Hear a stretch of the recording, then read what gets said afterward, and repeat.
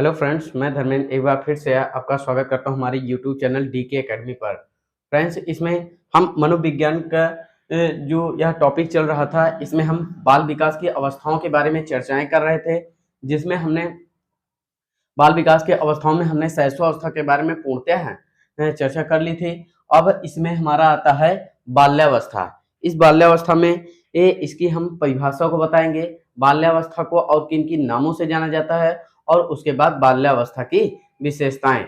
बस इतने 3 ही टॉपिक से यहाँ पर क्वेश्चंस बनने की संभावनाएं होती हैं, जिसको फिर इनके बाद हम किशोरावस्था अर्थात एडोलसेंस के बारे में बातचीत करने वाले हैं। ठीक है, तो सबसे पहले जान लेंगे बाल्यावस्था। बाल्यावस्था क्या है?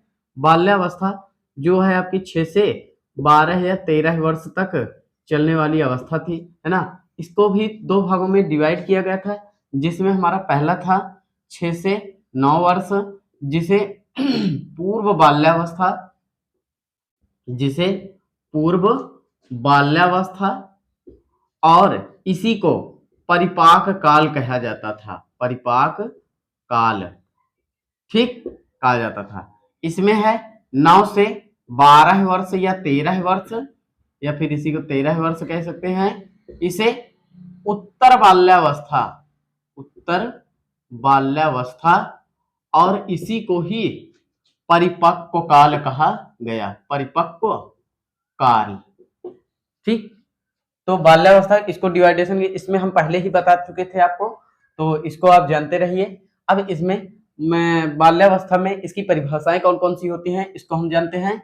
किलपैट्रिक ने बताया है कि बाल्यावस्था प्रतिद्वंदात्मक समाजीकरण की अवस्था है।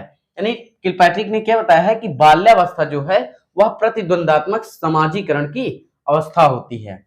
दूसरा हमारा जेएस रास ने बताया है कि बाल्यावस्था मिथ्या परिपक्वता की अवस्था होती है। अर्थात जेएस रास ने बाल्यावस्था को मिथ्या परिपक्वता की अवस्था इसलिए कहा है क्योंकि बालक इसमें, यानी इस अवस्था में अर्थात बाल्यावस्था में जो होता है वह झूठ बोलने में बहुत ही माहिर हो जाता है, यानी परिपक्व हो जाता है। टोनी ब्लेम और सिम्पसन ने बताया है कि शैक्षणिक विकास की दृष्टि से जीवन की सर्वोच्च अवस्था बाल्यावस्था है।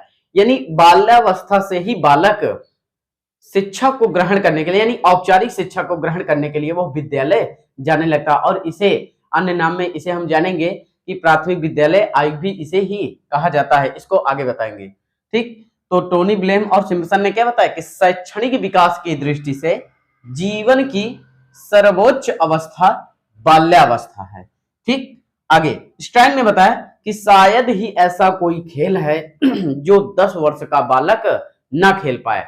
अर्थात स्टैन ने क्या बताया कि बाल्यावस्था एक ऐसा समय है जिसमें शायद ही ऐसा कोई खेल है जिसको 10 वर्ष का बालक ना खेल सके, अर्थात सभी खेलों को वो खेल सकता है, ठीक। कोलियम ब्रूस ने बताया कि संवेगात्मक विकास की दृष्टि से बाल्यावस्था एक सर्वोच्चम यानी महत्वपूर्ण अवस्था है। तो कोलियम ब्रूस ने क्या बताया कि संवेगात्मक विकास की दृष्टि से सबसे महत्वपूर्ण अवस्था क्या है? बाल्यावस्था है, ठीक। सिगमंड फ्रायड क्या बताते हैं? इन्होंने बाल्यावस्था को एक निर्माणकारी युग बताया है। यानी फ्रायड ने क्या बताया कि बाल्यावस्था जो है वह एक निर्माणकारी युग है, ठीक। तो इस तरह से हमारी ये बाल्यावस्था की परिभाषाएं रही। अब इसमें हम बाल्यावस्था के कई नामों से जाना जाता है, इसको हम देख लेते हैं, और आप इसका स्क्रीनशॉट ले लीजिए, उसके बाद हम इसको इरेज कर दे रहे हैं, ठीक है। चलिए, आशा करते हैं आप इसका स्क्रीनशॉट ले लिए होंगे। अब इन परिभाषाओं को आप ध्यान दीजिएगा, क्योंकि परिभाषा जो होगी यानी कोटेशन टाइप ही आएगा, और इन मनोवैज्ञानिकों के अनुसार यानी परिभाषाओं को ऐसे दे देगा कि बाल्यावस्था मिथ्या परिपक्वता की अवस्था, अर्थात बाल्यावस्था को मिथ्या परिपक्वता की अवस्था किसने कहा? तो जेएस रास ने कहा। स्टाइन ने शायद ही ऐसा कोई खेल हो जो 10 वर्ष का बालक न खेल सके, तो इसको किसने कहा? तो स्टाइन ने। यानी कहने का मतलब इस मनोवैज्ञानिक के साथ इनसे संबंधित जो जिन अवस्थाओं की परिभाषाएं दी गई हैं, आप उनको जरूर ध्यान दीजिएगा, ठीक है। तो इसको हम इरेज कर दे रहे हैं। चलिए,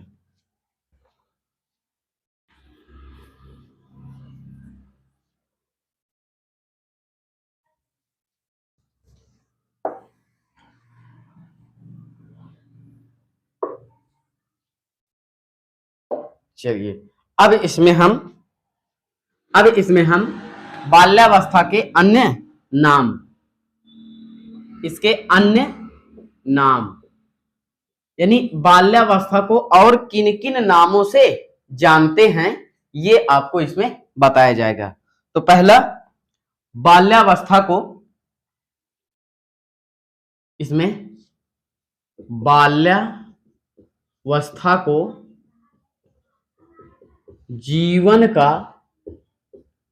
जीवन का अनोखा काल कहा जाता है। जीवन का अनोखा काल, और ये किसके द्वारा कहा गया? कोल एवं ब्रूस के द्वारा। कोल एवं ब्रूस के द्वारा। कोल एवं ब्रूस ने क्या बताया कि बाल्यावस्था जो है जीवन का अनोखा काल है। लेकिन आपने इसी में ऐसे ही अनोखा काल के बारे में और पढ़ा, सीखने का अनोखा काल वो शैशवावस्था में। ध्यान दीजिएगा, जीवन का अनोखा काल तो बाल्यावस्था होता है, लेकिन सीखने का अनोखा काल वो शैशवावस्था होता है। ठीक है, अगला इसे यानी किसे? बाल्यावस्था को जीवन की गंदी अवस्था कहा जाता है।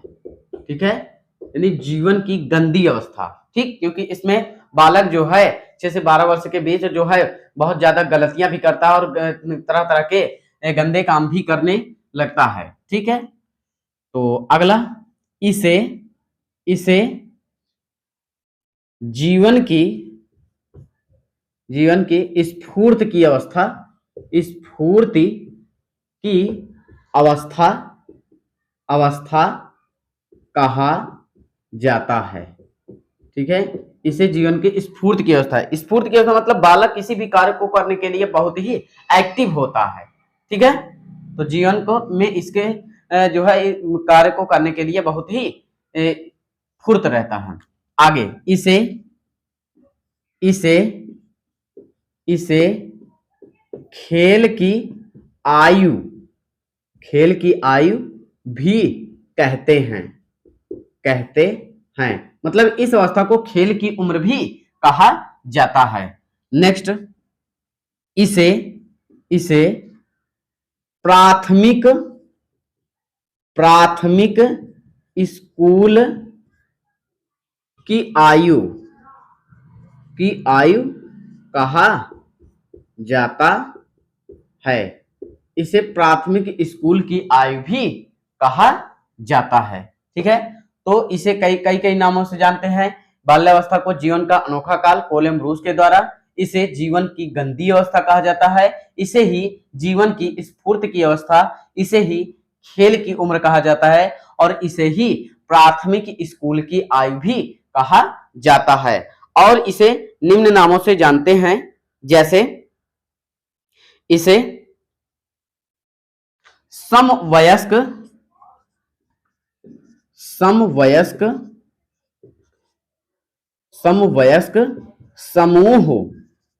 समूह की उम्र कहा जाता है।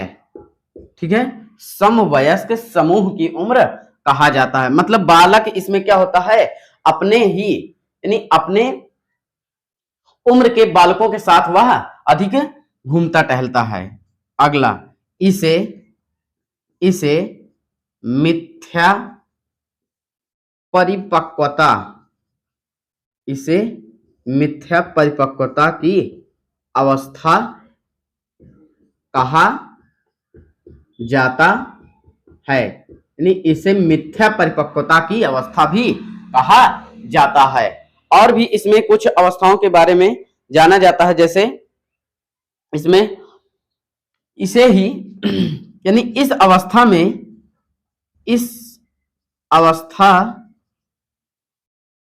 में बालक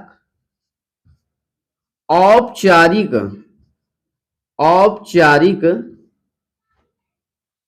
या इस अवस्था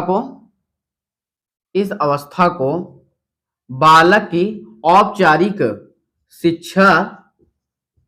शिक्षा की आयु भी कहते हैं। ठीक है, की आयु भी कहते हैं।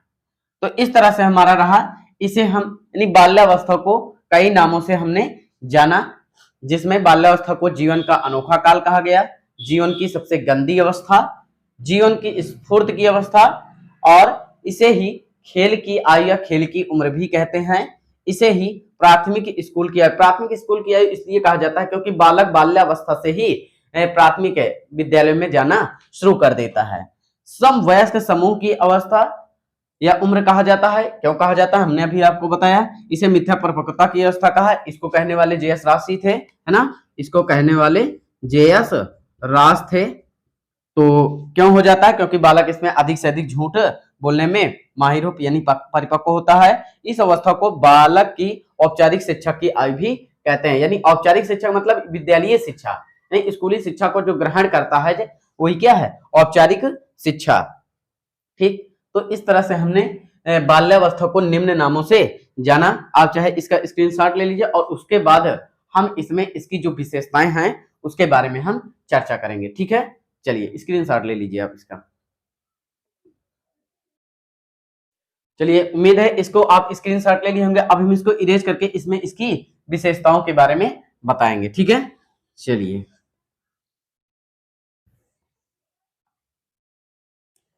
जहां से क्वेश्चन बनने हैं सिर्फ वही टॉपिक आपको बताया जाएगा और इसके अलावा अन्य चीजें आपको नहीं बताई जाएंगी।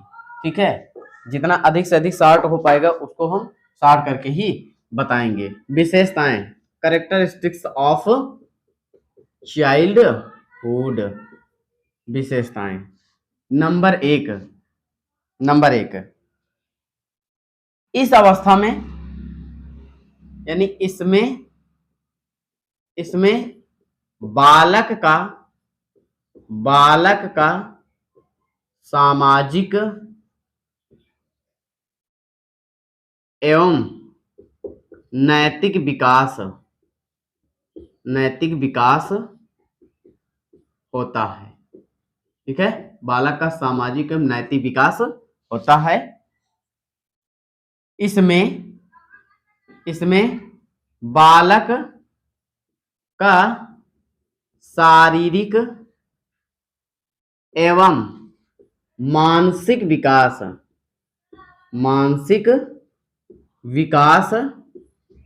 मंद गति से होता है। ठीक, यानी इसमें पहली चीज शैशवावस्था में था, बालक का शारीरिक और मानसिक विकास तीव्र गति से होता था, लेकिन इसमें क्या होगा, मंद गति से होगा। ठीक है, अगला है हमारा इसमें जिज्ञासा में प्रबलता। जिज्ञासा में प्रबलता से मतलब क्या तात्पर्य है, यानी बालक इस अवस्था में क्या होता है, किसी भी चीजों को वो उसके बारे में अधिक से अधिक जानने की इच्छा रखता है, इसीलिए इसे कहा जाता है जिज्ञासा में प्रबलता। नेक्स्ट, बालक इस अवस्था में बहिर्मुखी व्यक्तित्व का होता है। बहिर्मुखी व्यक्तित्व का होता है। नेक्स्ट, यानी बालक इसमें अधिक से अधिक बोलता है। नेक्स्ट हमारा इसमें अर्थात बाल्यावस्था में बालकों में प्रतिस्पर्धा की भावना का विकास होता है। ठीक है, यानी इसमें बालक जो है एक दूसरे से क्या करते हैं, कंपटीशन करते हैं। ठीक, इसीलिए कहा गया कि इसमें बालकों में प्रतिस्पर्धा की भावना का विकास होता है। आगे इसमें निरुद्देश्य भ्रमण की प्रवृत्ति मतलब आदत।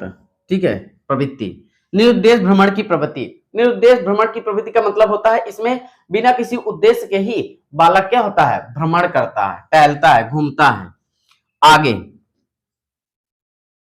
संग्रह प्रवृत्ति, संग्रह प्रवृत्ति, संग्रह प्रवृत्ति का मतलब होता है बालक इसमें ढेर सारी यानी कई चीजों को जो उसे रुचिकर होती हैं उसको क्या करता है, उसका संग्रहण करता है। मतलब जो भी चीजें उसे पसंद होती हैं, जिसको वह चाहता है, तो उन सभी चीजों को क्या करता है, उनका संग्रहण करने लगता है।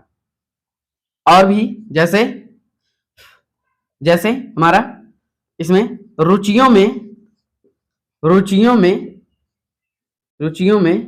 परिवर्तन। अब रुचियों में परिवर्तन कैसे होता है, जैसे किसी माँ बाप के दो बेटे हैं, एक हमारा मोटू हो गया और एक हमारा पतलू हो गया, ठीक है, ये मोटू पतलू, ठीक है। पापा ने एक दिन लड्डू लाए और एक दिन आम लाए, तो मोटू ने कहा मुझे नहीं, मुझे लड्डू अच्छे लगते हैं, ठीक है, ये तो ठीक है। लेकिन अगले दिन जब पिताजी ने आम लाया तो उसने कहा कि नहीं, मुझे लड्डू नहीं, मुझे अब आम अच्छे लगते हैं। तो कहने का मतलब इसी तरह रुचि जो उसकी होती है उसमें परिवर्तन लगातार देखने को मिलता है। इसीलिए कहा गया कि जो बाल्यावस्था होती है उसमें रुचियों में परिवर्तन देखने को मिल सकता है। ठीक, अब यहाँ पर थोड़ा सा और हम एक दो विशेषताओं के बारे में चर्चाएं कर लेते हैं। यहाँ पे देख लीजिए, यहाँ पे इसमें जैसे बाल्यावस्था में और भी आपके विशेषताएं हैं, जैसे इसी में रचनात्मक कार्यों में रुचि, यानी जो कार्य क्रिएटिव वर्क, यानी जो कार्य रचनात्मक होते हैं उनमें क्या होता है, बच्चों में रुचि आ जाती है। अगला इसी में जैसे इसमें अर्थात बाल्यावस्था में इसमें बालकों में आत्मनिर्भरता की भावना का विकास होता है, आत्मनिर्भरता की भावना का विकास होता है। ठीक, इसमें आत्मनिर्भरता की भावना का विकास होता है। तो ये हमारी विशेषता रही। अब इसमें और भी एक आध विशेषता के बारे में हम चर्चा कर लेंगे, जैसे इसमें काम प्रवृत्ति में कमी, काम प्रवृत्ति में कमी, ठीक, यानी काम प्रवृत्ति की जो भावना होती है, जो शैशवावस्था में था, है ना, तो जिसमें आपका भावना ग्रंथि आती थी, तो उसके अंतर्गत जैसे ही बाल्यावस्था यानी शैशवावस्था की समाप्ति और बाल्यावस्था के शुरुआत में ही इस काम प्रवृत्ति यानी भावना ग्रंथि का क्या होता है, लोप हो जाता है। ठीक, तो ये हमारी रही विशेषता। और विशेषता में हमने जाना कि बाल्यावस्था का सामाजिक एवं नैतिक विकास होता है और इसी में बालक का शारीरिक एवं मानसिक विकास जो होता है वह मंद गति से होता है। अगली हमारी इसमें विशेषता है कि जिज्ञासा में प्रबलता होती है, यानी जानने में इच्छा उसे प्रबल होती है। बालक इस अवस्था में बहिर्मुखी व्यक्तित्व का होता है, यानी बालक जो होता है इस अवस्था में बहिर्मुखी व्यक्तित्व का होता है।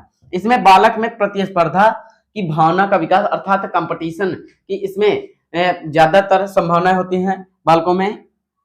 निरुद्देश्य भ्रमण की प्रवृत्ति, है ना, निरुद्देश्य भ्रमण की प्रवृत्ति, इसमें क्या होता है, निरुद्देश्य भ्रमण की प्रवृत्ति में क्या होता है कि इसमें बिना किसी उद्देश्य के ही बालक घूमता टहलता है। संग्रह प्रवृत्ति, है ना, यानी वस्तुओं को वह कलेक्ट करता है। रुचियों में परिवर्तन, यानी रुचि में क्या होती है, परिवर्तन आने लगता है। रचनात्मक कार्यों में रुचि लेने लगता है। में बाल्यावस्था में आत्मनिर्भरता की भावनाओं का विकास होता है, जबकि शैशवावस्था में क्या था, उसमें पर निर्भरता थी। आगे काम प्रवृत्ति में कमी, तो यानी इस तरह से हमारा बाल्यावस्था समाप्त होता है। अब इसमें जो अगला टॉपिक होगा वो किशोरावस्था पर चर्चाएं होंगी, जिसमें आपको किशोरावस्था है क्या चीज, उसका विकास कैसे हुआ, किशोरावस्था की परिभाषा है और उसके अन्य नाम तथा उससे संबंधित जो कैरेक्टरिस्टिक अर्थात विशेषताएं होंगी, उन पर हम चर्चा करने वाले हैं। ठीक है, उम्मीद है यह वीडियो आपको पसंद आया होगा और इसमें हम अब नेक्स्ट डे आपको यानी किशोरावस्था के बारे में चर्चा करेंगे और इसके बाद जो भी आएगा या तो संज्ञानात्मक विकास के सिद्धांत लेकर आएंगे और नहीं यानी जो आपके पियाजे और जेरोम ब्रूनर थे इनको लेकर आएंगे, और नहीं तो इस टॉपिक के बाद जो भी अगला टॉपिक होगा उसी क्रम में हम आपको पढ़ाने वाले हैं। ठीक है, थैंक यू सो मच।